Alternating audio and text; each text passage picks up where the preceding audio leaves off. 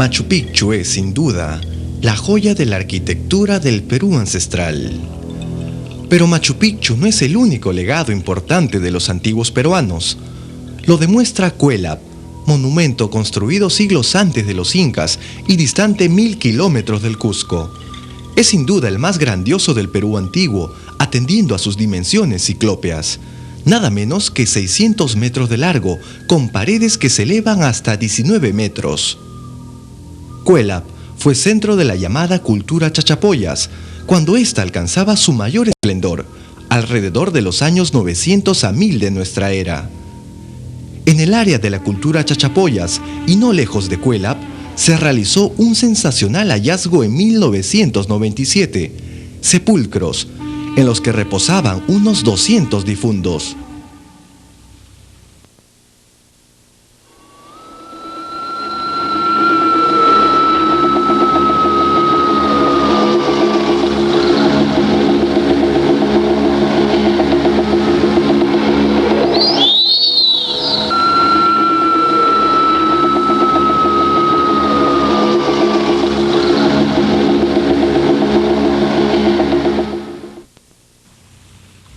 El hallazgo fue casual.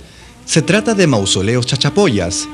Los chachapoyas ocuparon sectores norteños de los Andes amazónicos peruanos, o sea, áreas de flanco oriental andino. Esta región está caracterizada por una abrupta topografía, originalmente cubierta por densa floresta tropical. Especialmente en la cuenca del Utcubamba, es abundante y sorprendente el legado arquitectónico de los chachapoyas. Además de Cuélap, tenemos por ejemplo a Pajatén, Olán, Congón, recientemente rebautizado como Gran Vilaya, y otras soberbias ruinas. Son característicos los recintos circulares a modo de torreones, como los de Pajatén, y los frisos simbólicos en algunas de sus paredes. Los chachapoyas fueron incorporados al Incario hacia 1470 después de Cristo. Desde entonces proceden muestras de arquitectura incaica en la región, y también otros restos culturales como quipus. En 1536, Alonso de Alvarado penetra en el corazón de los chachapoyas y levanta pueblos españoles. Los chachapoyas sobreviven entre los pobladores de hoy.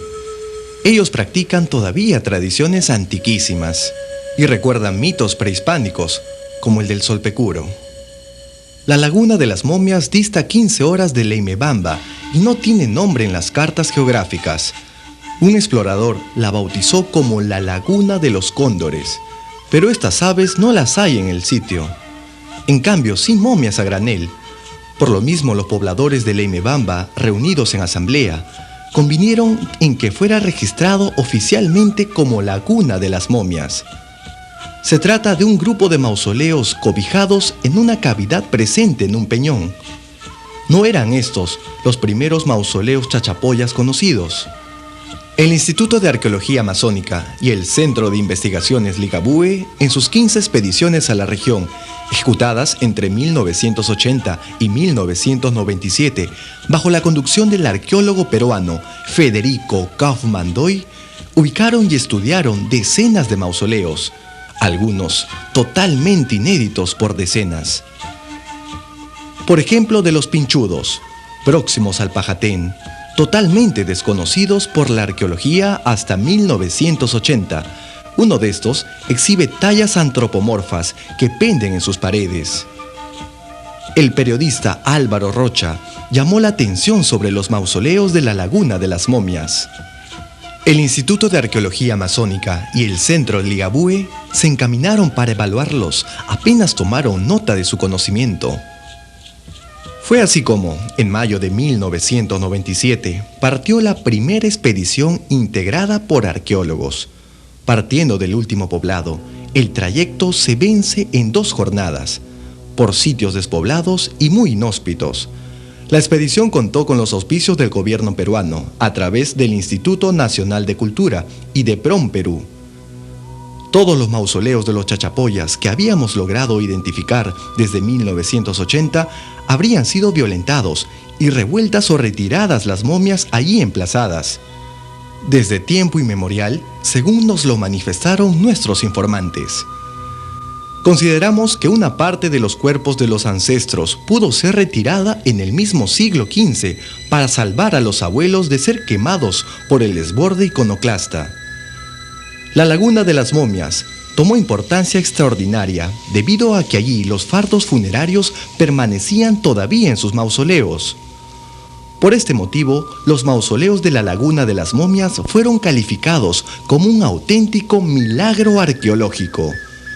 Su potencial para el conocimiento de la cultura chachapoyas resultaba ser único. Los mausoleos fueron hallados de modo casual por pastores de la familia Uyilén, del poblado de Leimebamba.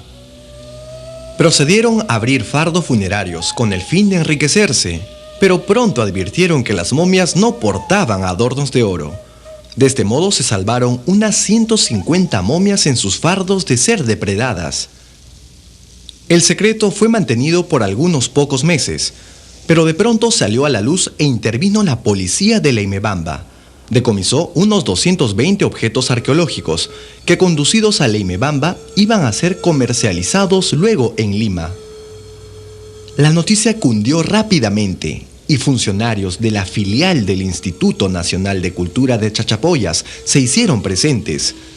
Los periodistas Álvaro Rocha y después Viviana Melzi de la televisión limeña informaron a la opinión pública sobre los mausoleos de la Laguna de las Momias. La primera expedición arqueológica, conducida en mayo de 1997 por Federico Kaufmann-Doy, en su informe al gobierno y a través de los medios de comunicación, remarcaba sobre la necesidad de proteger para la posteridad las docenas de fardos funerarios in situ y aún intocados. Este es un caso único. Este es un milagro arqueológico, como lo repito una y otra vez, un milagro arqueológico para los arqueólogos sobre todo.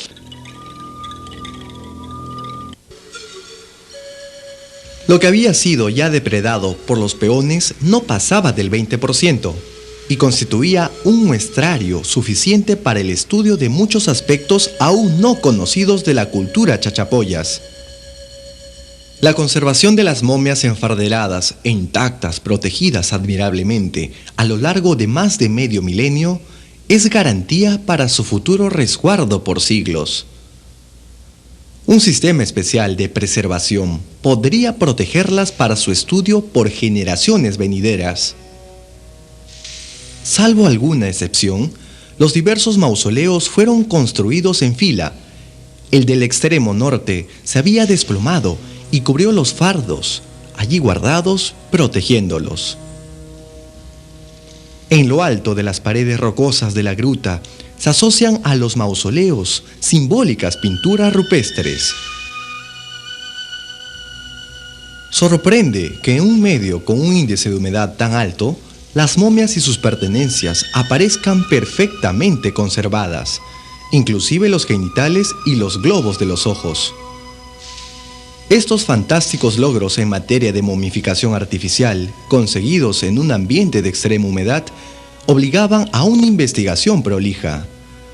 Por lo mismo recurrimos al especialista de renombre mundial, Dr. Arthur Aufderheide, de la Universidad de Minnesota, quien entusiasta ofreció de inmediato su concurso para analizar las muestras que le enviaríamos. Los mausoleos están unidos unos a otros por paredes medianeras, salvo casos aislados. Alcanzan unos 5 metros de alto y son de 2 pisos.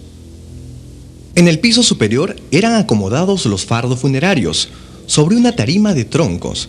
Las ventanas permitían la renovación del aire. Las momias están envueltas en tejidos finos, pero el exterior es llano y está cosido en sus extremos, formando un verdadero paquete. En ocasiones destaca en el fardo una cara cosida con pespunte de hilo grueso.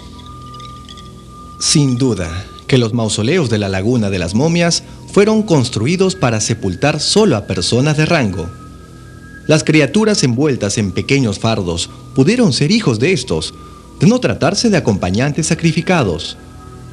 Los mausoleos de la Laguna de las Momias albergan difuntos de varias generaciones. Por lo mismo, los diversos cubículos sepulcrales debieron ser construidos en distintos momentos. Los presentes en dirección norte debieron ser los primeros en ser levantados. De esto se concluye que un extremo alberga a los difuntos más antiguos y el otro lado a los que finaron con posteridad. Y en efecto, los fardos depredados del extremo sur son los más recientes, como se advierte por la factura inca de los objetos asociados a ellos.